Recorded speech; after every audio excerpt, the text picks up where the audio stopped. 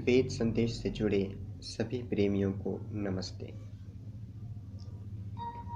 गत दिवस मैं आपको मानव जीवन की कहानी सुना रहा था और बता रहा था कि कितने स्वरूप हैं मनुष्य के। ताड़का भी मानवी थी, सीता भी, रावण भी मनुष्य था, राम भी। इस कहानी पर विचार करते हुए हम इस बात पर पहुंचे थे कि स्वास्थ्य क्या है, कैसे प्राप्त होता है, कैसे स्थिर रहता है। इस क्रम में सबसे पूर्व मैंने भोजन का वर्णन किया। हमारे शास्त्र कहते हैं आहार शुद्धो सत्व शुद्धि। आहार शुद्ध होता है तो बुद्धि शुद्ध होती है, मनुष्य का चरित्र उन्नत होता है, चरित्र महान हो तो निर्मल शांति प्राप्त होती है। बुद्धि निर्मल हो जाए तो सब गांठें खुल जाती हैं, सब समस्याएं सुलझ जाती हैं, कामनाएं पूर्ण हो जाती हैं। श्री कृष्ण ने भी गीता में कहा, युक्त आहार विहारस्य युक्त चेष्टस्य कर्मसु युक्त स्वप्न आवबोधस्य योगी भवति दुःखः। उचित भोजन, ठीक प्रकार का रहन सहन, उचित निद्रा, उचित कर्म, उचित प्रयत्न करना, यह सब कुछ जो करता है वह योगी है। ऐसा करने वाले के दुख नष्ट हो जाते हैं। आहार के पश्चात कल मैंने व्यायाम का वर्णन किया था। व्यायाम का अर्थ केवल डंड पेलना नहीं, अपितु तो ऐसे कार्य करना है जिससे खाया हुआ भोजन पच जाए। गृह कार्य करो, योग के आसन करो, भ्रमण करो, कुछ भी करो, भोजन को पेट के अंदर सड़ने मत दो। भोजन करते ही गदेला लेकर बैठ न जाओ, नहीं तो स्मरण रखो कुछ ही दिनों के पश्चात यह गदेला पीछे से आगे आ जाएगा। पेट बढ़ेगा तो रोग भी बढ़ेगा। आयुर्वेद के व्यायाम की प्रशंसा करते हुए बताया है कि इससे क्या होता है।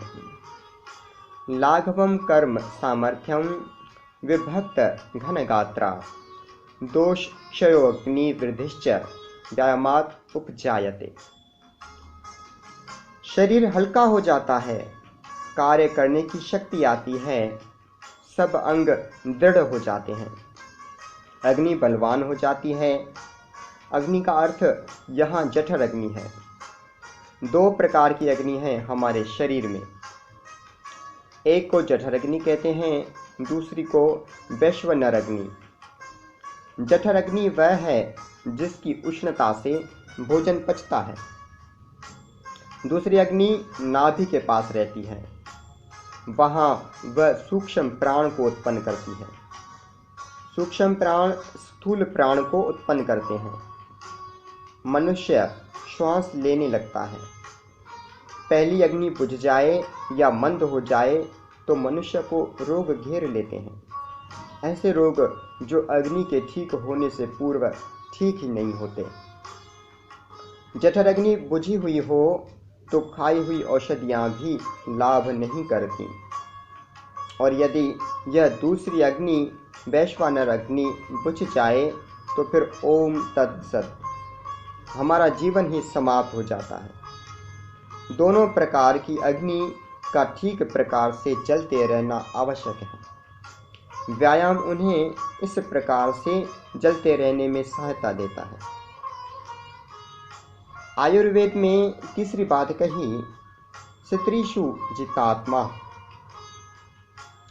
अर्थात मनुष्य यदि पुरुष है तो पराई स्त्री को देखकर, और यदि स्त्री है तो पर पुरुष को देखकर उसके मन में विकार न आए।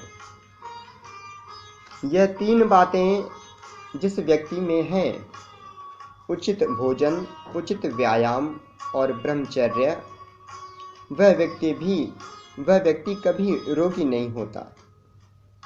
इसी बात को चरक ने आगे जाकर और भी सरल रीति से कहा, सम दोष सम अग्निश्च सम धातु मलक्रिया प्रसन्न आत्मेन्द्रिय मनः स्वस्थ इत्यादि धीयते। अर्थात जिस मनुष्य के अंदर सब दोष वात पित्त और कफ सम दिशा में हैं, जिसके अंदर अग्नि कम या अधिक नहीं अब तो ठीक मात्रा में है, जिसके धातु सम अवस्था में है, जिसका पेट ठीक दशा में है और जिसके मन में, इंद्रियों में और बुद्धि में प्रसन्नता है, उसको स्वस्थ कहते हैं। इस कसौटी पर अपने आप को परख कर देखिए कि आप स्वस्थ हैं या नहीं। प्रत्येक व्यक्ति में वात पित्त और कफ विद्यमान है। जब तीनों में से किसी एक की भी अधिकता या न्यूनता होती है तब मनुष्य के लिए कष्ट उपस्थित हो जाता है। यही दशा अग्नि की भी है। यह जो रक्तचाप का रोग है प्रत्येक स्थान पर दिखाई देता है। यह वास्तव में कोई रोग नहीं। रक्तचाप न हो, वह चले नहीं तो शरीर भी चलेगा नहीं। ब्लड प्रेशर रोग नहीं, ब्लड प्रेशर का अधिक या न्यून होना ही रोग है। यह अग्नि ठीक प्रकार से जलती रहे तभी ठीक, नहीं तो कार्य बिगड़ जाता है। इस बात को समझना हो तो इन माताओं से समझो। प्रतिदिन ये भोजन बनाती हैं, सब्जी और दाल चढ़ाती हैं। दाल के नीचे आग यदि उचित है तो वह पकेगी, इसमें रस भी होगा। अधिक है तो दाल जल जाएगी, कम है तो कच्ची रह जाएगी।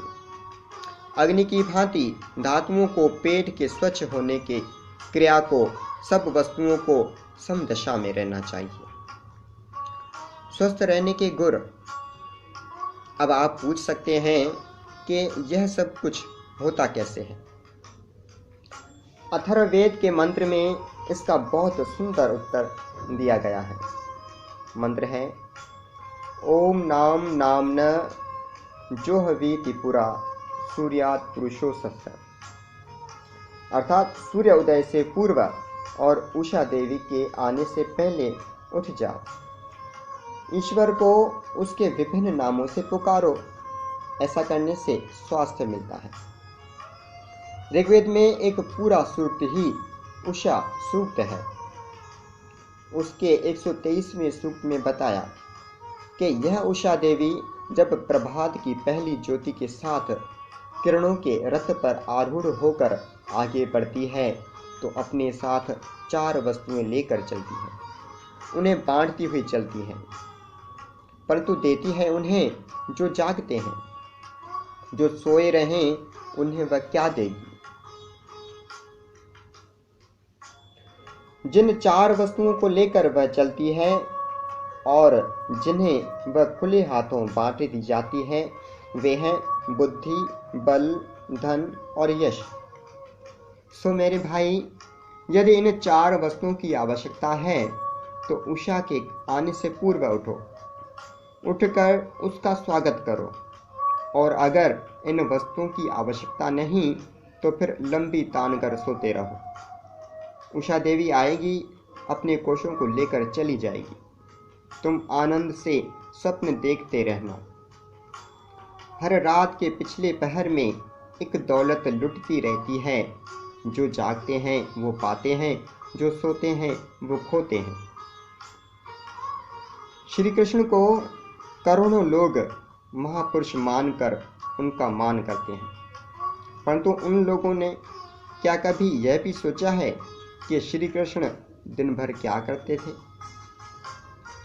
वे उस समय उठते थे जब आकाश में अभी तारे रहते थे, उठकर शुद्ध जल से स्नान करते थे, तब शुद्ध वस्त्र पहनकर यज्ञ करते थे और फिर गायत्री जप करते थे। उदय होते हुए सूर्य के दर्शन करते थे। यह सत्य है कि सब लोग श्री कृष्ण नहीं बन सकते, परंतु उनकी भांति प्रातःकाल उठ तो सकते हैं। सूर्य निकलने से पूर्व उषा के प्रकाश के साथ ही जाग तो सकते हैं। ऋग्वेद के पहले मंडल के 123वें सूक्त में एक मंत्र आया है जिसमें कहा गया है कि देखो, उषा का विशाल रथ जुड़ गया। अजर और अमर देवता इसमें सवार हो गए हैं। उषा देवी देवताओं को साथ लेकर मनुष्यों के रोगों को दूर करने के लिए आगे बढ़ रही है। चिकित्सा करने की बात विचित्र सी प्रतीत होती है, परंतु हमारे पूर्वज इस रहस्य को जानते थे। उन्हें ज्ञात था कि किस प्रकार उदय होता हुआ सूर्य प्रत्येक रोग के कीटाणुओं को नष्ट करता है। इसलिए उन्होंने उदय होते हुए सूर्य का दर्शन करना धर्म का अंग बना दिया। आज्ञा दी कि सूर्य उदय से पूर्व उठो, बाहर जाकर उषा के दर्शन करो, उदय होते हुए सूर्य को देखो। ओम शांति।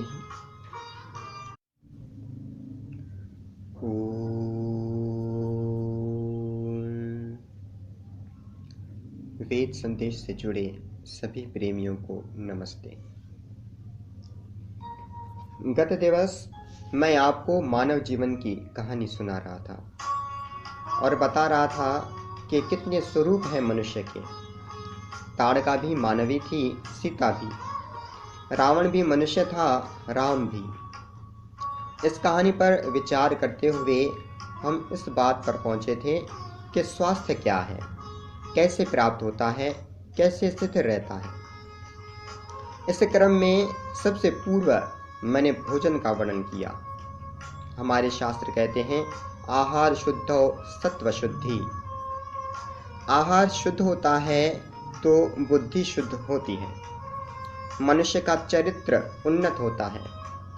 चरित्र महान हो तो निर्मल शांति प्राप्त होती है। बुद्धि निर्मल हो जाए तो सब गांठें खुल जाती हैं, सब समस्याएं सुलझ जाती हैं, कामनाएं पूर्ण हो जाती हैं।